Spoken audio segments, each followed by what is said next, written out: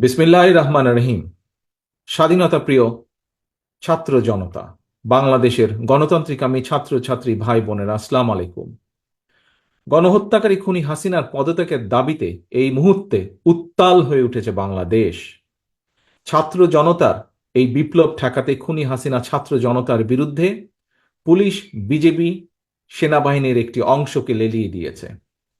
খুনি হাসিনার নির্দেশে পুলিশ, বিজেপি, সেনাবাহিনীর একটি অংশ ছাত্রছাত্রী জনতাকে হত্যা করে লাশের বন্যা বইয়ে দিচ্ছে। যে মুহূর্তে আমি আপনাদের সামনে এই বক্তব্য রাখছি, যতটুকু আমি দেশের বিভিন্ন জায়গা থেকে জানতে পেরেছি, এরই ভেতরে আজকের এই দিনে তার নিজের ক্ষমতা টিকিয়ে রাখতে জন্য শেখ হাসিনা এরই ভেতরে প্রায় 100 মানুষকে সে হত্যা করেছে। পুলিশ, বিজিবি, সেনাবাহিনীর একটি অংশের বন্দুকের নলের উপরে ভর করে খুনি হাসিনা ক্ষমতা আঁকড়ে রেখেছে। পুলিশ, বিজিবি, সেনাবাহিনীকে বলবো, খুনি হাসিনাকে রক্ষায় ছাত্র জনতার বুকে গুলি করা অবিলম্বে বন্ধ করুন। আপনারা কাদের বুকে গুলি করছেন?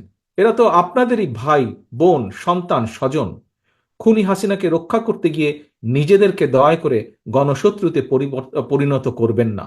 বিশেষ করে আমি সেনাবাহিনীর ভাইদেরকে বলবো, সেনা পরিবারের একজন সদস্য হিসাবে আমি সেনাবাহিনীর কাছে আহ্বান জানাবো যে বাংলাদেশের জনগণ আপনাদের নামের সাথে সবসময় দেশপ্রেমিক শব্দটি ব্যবহার করে।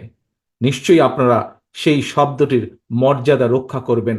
জনগণের কাতারে থেকে, দেশের পক্ষে থেকে, কোনো ব্যক্তির পক্ষ বা কোনো বিশেষ দলের পক্ষে আপনারা থাকবেন না। অবিলম্বে সেনাবাহিনীকে অনুরোধ করব, ব্যারাকে ফিরে যান।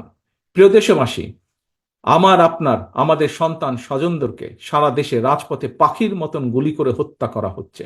অবৈধ ক্ষমতা ধরে রাখতে খুনি হাসিনা গণহত্যা চালাচ্ছে। গণহত্যাকারী খুনি হাসিনার কবল থেকে জনগণকে বাঁচাতে বৈষম্য বিরোধী ছাত্র আন্দোলন খুনি হাসিনার পদত্যাগের দাবিতে জীবন বাজি রেখে আন্দোলন চালিয়ে যাচ্ছে। অসহযোগ আন্দোলনের পাশাপাশি বৈষম্য বিরোধী ছাত্র আন্দোলন নতুন কর্মসূচি ঘোষণা করেছে আগামীকাল।